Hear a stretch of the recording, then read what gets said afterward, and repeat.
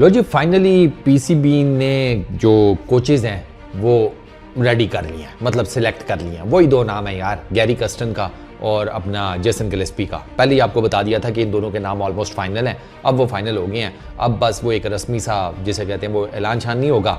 आज जैसे ख़त्म शतम का नहीं गांव में ऐलान होता, फलाने के घर में आज ख़त्म है, पहुंच जाना सारे, बस इसी तरह का एक ऐलान होगा पीसीबी की तरफ से कि रेड बॉल क्रिकेट में हमने जेसन गिलेस्पी को कोच रख लिया है, वाइट बॉल क्रिकेट के लिए हमने गैरी कर्स्टन को रख लिया है।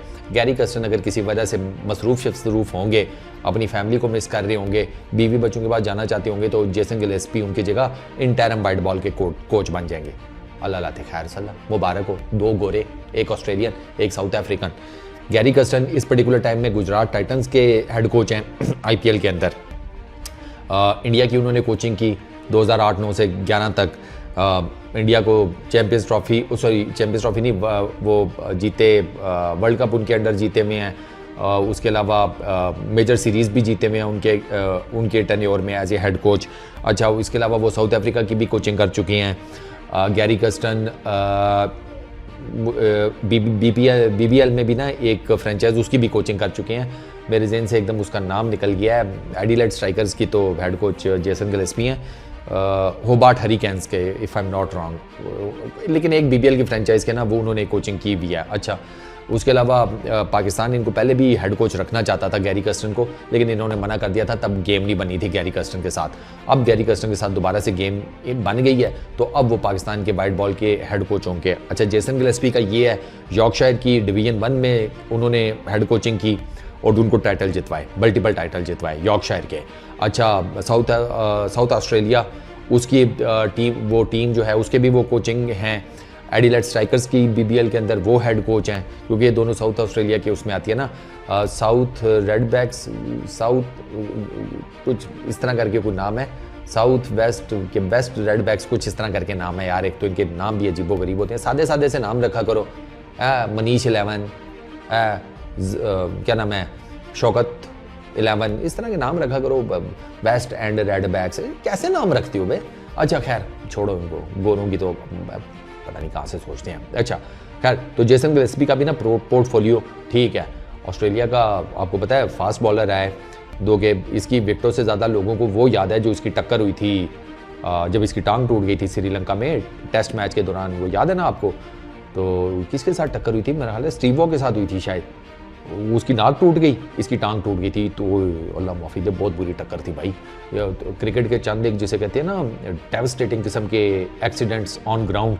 ये बाउंसर शाउंसर तो आपने वो भाई साहब बाउंसर तो फिर हेलमेट बचा लेता है ना कुछ समथिंग।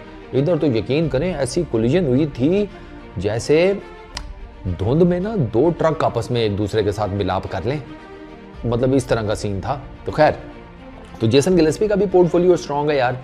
ऑस्ट्रेलियन है, तगड़ा है, फास्ट बॉलर है, fast bowler mentality. Red ball cricket में तो आपको अटैकिंग क्रिकेट करनी पड़ती है ना, तो आपको एक अटैकिंग किस्म का माइंडसेट वाला कोच चाहिए। तो रेड बॉल क्रिकेट की तो समझ में आती है कि आपने ना ठीक ठाक तगड़ा किस्म का वो कोच हायर किया है। दूसरी तरफ गैरी कर्स्टन है। गैरी कर्स्टन अब आपको पता है वो उसने 100 से ज़्यादा टेस्ट मैचेस के लिए में साउथ अफ्रीका के लिए 100-150 प्लस उसके ओडीआईज़ हैं, तो वो एक लेजेंड है बैटिंग में साउथ अफ्रीका के लिए।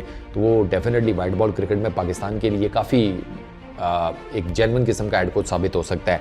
बस ये है कि गैरी कर्स्टन का ना वो थोड़ा सा ना कभी कभार वो फैमिली को मिस करना शुरू कर देता है अचानक से।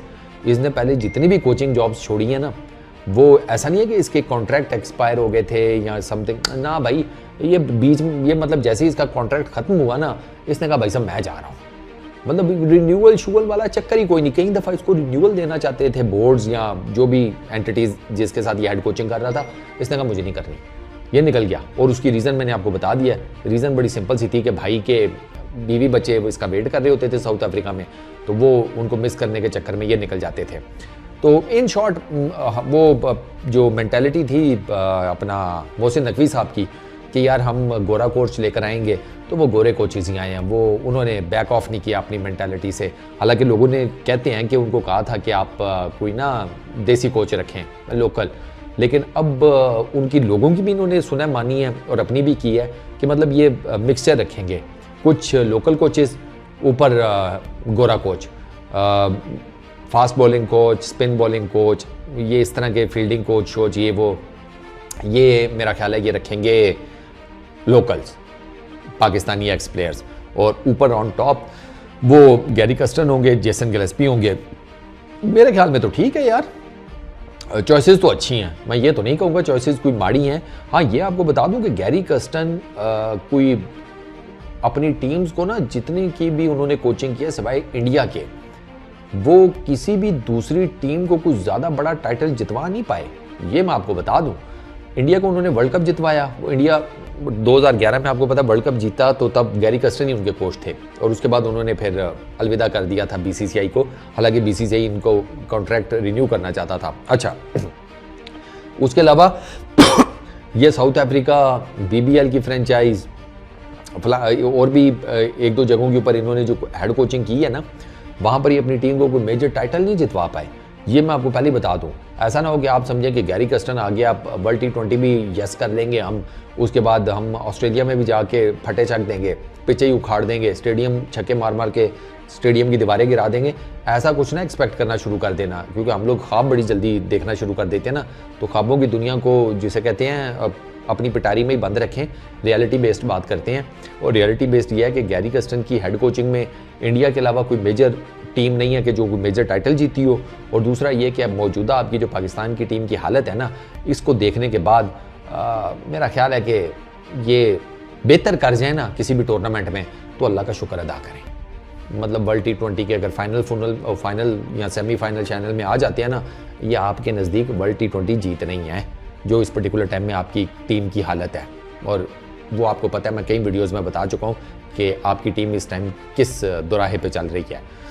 कोई रूसी रन बना हुआ है, कोई नाराज़ फूफा बना हुआ है, कोई नाराज़ ससुर बना हुआ है, कोई बीच का दामाद बना हुआ है, कोई घर जवाई बना हुआ है जिसे समझ ही नहीं आ रही कि यार मेरी इज्जत हो रही है, मेरी बेइज्जती हो रही है, मेरे साथ चल क्या रहा है, ठीक।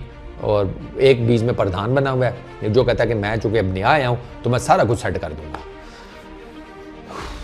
कितने जाइए, रमज़ान है, ईद के बाद देखेंगे किधर जाना है। इस वीडियो में इतनी, अपना बहुत ख्याल रखना, नेक्स्ट वीडियो में मुलाकात होगी। Peace out.